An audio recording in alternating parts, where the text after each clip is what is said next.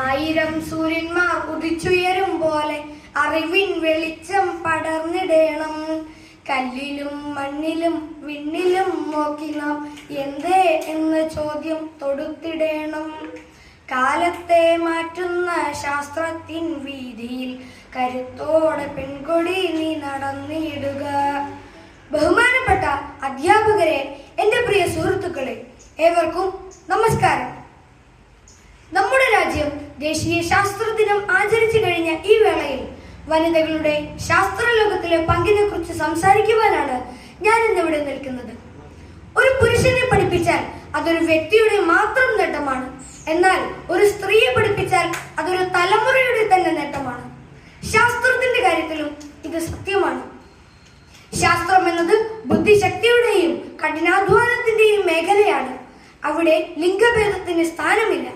എങ്കിലും ചരിത്രത്തിൽ ഒട്ടേറെ സ്ത്രീകൾക്ക് നിരവധി പ്രതിസന്ധികൾ നേരിടേണ്ടി വന്നിട്ടുണ്ട്. അവയെല്ലാം തരണം ചെയ്തുകൊണ്ട് ലോകത്തെ മാറ്റിയ ചിലരെ നമുക്ക് ഓർക്കാം. 2 തവണ നോബൽ സമ്മാനം നേടിയ മാഡം മാരി ക്യൂറിയെ അറിയാത്തവരായി ആരും ഉണ്ടാവുകയില്ല. റേഡിയോ ആക്ടിവിറ്റി കണ്ടെത്തിയതിലൂടെ വൈദ്യലോകത്ത് വലിയ വിപ്ലവമാണ് അവർ സൃഷ്ടിച്ചത്.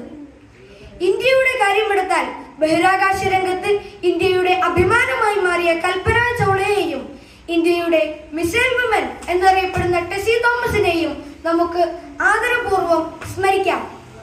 ഒരു മലയാളി എന്ന നിലയിൽ ടെസി തോമസ് നമുക്കേവർക്കും ഒരു വലിയ പ്രചോദനമാവേണ്ടതുണ്ട്.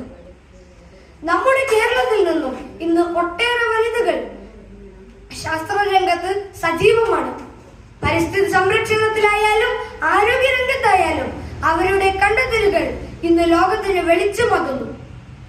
പ്രിയപ്പെട്ട കൂട്ടുകാർ, പ്രത്യേകിച്ച് പെൺകുട്ടികളോട് എനിക്ക് പറയുവാനുള്ളത്, ശാസ്ത്രം എന്നത് പ്രയാസമേറിയ ഒരു കാര്യമാണെന്ന് കരുതി മാറി നിൽക്കരുത്. ചോദ്യങ്ങൾ ചോദിക്കാനുള്ള മനസ്സും നിരീക്ഷണ പാഠവുമാണ് ഒരു ശാസ്ത്രജ്ഞയ്ക്ക് വേണ്ടത്. കൽപ്പന ചൗള പറഞ്ഞതുപോലെ നക്ഷത്രങ്ങളിലേക്കുള്ള വഴി സ്വപ്നങ്ങളിലൂടെയാണ്. ആ സ്വപ്നങ്ങൾ കാണാൻ നമുക്കും സാധിക്കേണ്ടതുണ്ട്. ശാസ്ത്രം ലോക നന്മയ്ക്കായിരിക്കട്ടെ. നന്ദി, നമസ്കാരം.